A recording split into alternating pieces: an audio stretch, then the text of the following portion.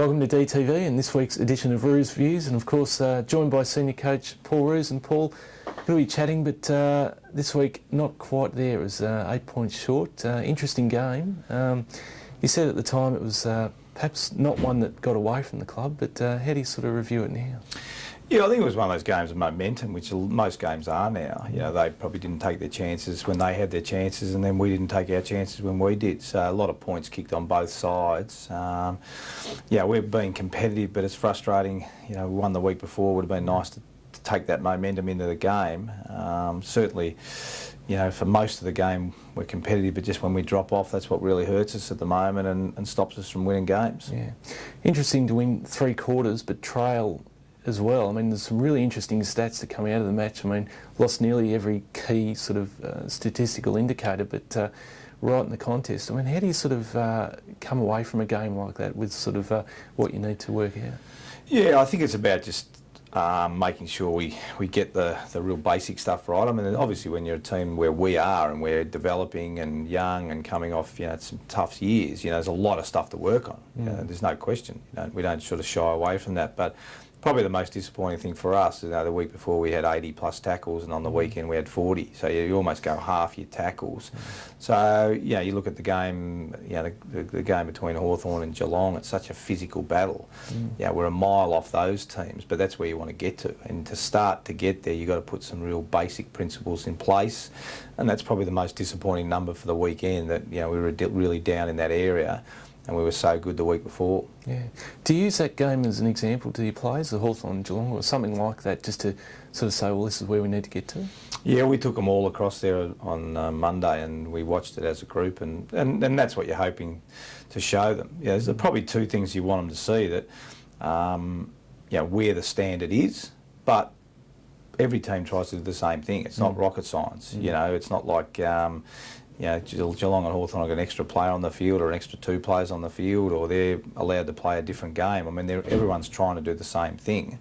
They just do a lot better than everyone else. So, you know, then it's hard, it's physical, you got to tackle, you got to chase. As much as, you know, you love watching Stevie J and Hawkins kicking 5 goals, and obviously Mitchell and Hodge, you know, the basis of both their games is, you know, they're hard, they're physical, and they put pressure on the opposition. Yeah. What did you feel that the players got from that the most, just sitting there collectively? What are you sort of looking at the guys, what do you think they pick up the most? Well, hopefully just that. I mean, it was a great game of footy. You know, probably 2 things: that, you know, that we are a long way off, and, you know, there's obviously a lot of teams a long way behind, and we're one of those teams. Yeah, so we are a long way off, but equally that it's not, you know, there's no magic formula. You know, as I said, as talented as their teams are, you know, it's built on work rate. I think Alistair Clarkson made a great point after the game and asked about Geelong. Yeah, everyone said Geelong would go down when sort of Lingy left, and then Tommy Harley left, and Ablett left before that.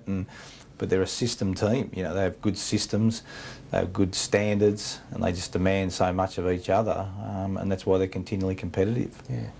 This week, the Swans, obviously a lot of people talk to you about it this week, but do you get a chance to look back, or how do you sort of feel about coming up against your old side? Not really. Probably as a player, I remember when I left Fitzroy, played against Fitzroy playing for the Swans, you're probably thinking more, you know, when you're a player, you know, you're a bit nervous going to the game, and then you play the game, and, you know, you spend a lot of time, the fans were there, and, you know, so you feel that's a pretty tough one when you're playing, but the feeling is completely different, I guess, as a coach. You know, had 8 good years there, worked there in the academy, and then obviously moved on. So, you know, for me, it's just another game of footy, and, you know, another opportunity for us to get better against a really high quality opposition. Yeah. Is it easy to come up against the side, and when you have a lot of knowledge against the Swans? I mean, how much does that actually help when you're going through? Well, most of what we're trying to do now is get ourselves right. You know, probably when I was coaching the Swans, you know, we spent a lot more time on the opposition because, yeah, we felt we had things right there through the mid-2000s, and, you know, so you'd spend a lot of time on the opposition and trying to work out what they're doing. I think what we're trying to focus on at the moment is trying to get those simple things right and trying to put some, you know, things in place that we think eventually going to make us a good team. So we haven't spent as much on oppositions as I probably did at Sydney, coaching Sydney, and that's been a real focus for us, just to try and get ourselves right. So from that point of view, I think I know some of the players, but really the knowledge is irrelevant because we've just got to really focus on ourselves. Yeah. Something like the tackling, which obviously highlighted from this week's game. How do you sort of reinforce that to the players and say that's a real key focus for this week? Yeah, well, it's a mindset, and obviously it's something that I got to continually reinforce. I'm not sure whether it was a focus here beforehand, but it's something that the players have got to value. They've got to value the defensive side of the game, and as I said, the great teams do it. Geelong and Hawthorn do it. And that's, we've just got to put a huge value on it, and then the players have got to realise how important it is. So we'll just continue to talk about it and talk about it and talk about it. A few guys played in the VFL on the weekend, probably getting closer and pushing up. Might start off with Cole Garland. Just your thoughts on him. He played his first senior game in the VFL. Yeah, I was just watching through the game now and having a look at how guys are going. Certainly looked competent and did some things well. Probably more how he's pulled up, game time, whether we think he's ready to play or not. Yeah. Mark Jamar's been coming back the last few weeks. How do you think he's going? Yeah, look, he was certainly a lot better on the weekend than what he'd been the previous two. Look, part of his training was going to play, so even though he's played 3 games, he's probably really only a month into his preparation, a month to 5 weeks in his preparation. Is that enough? But certainly he looked a lot better on the weekend. Yeah. And Christian Salem obviously attracted a bit of interest. He 30 odd touches on the weekend. Do you sort of look at him as a potential player for this week, or has he still got a fair bit of way to go? Oh, look, again, he's improving. I think what we want to try and create at the club is a system where guys have to bang the door down to get into the team. And I think we saw that with Neville Jetta. He was terrific for 5 or 6 weeks and eventually got his chance on the list. So it's not really an age thing. I think it's just the fact that we want players playing well week in, week out, setting standards in the seconds, trying to knock the door down before they get a game.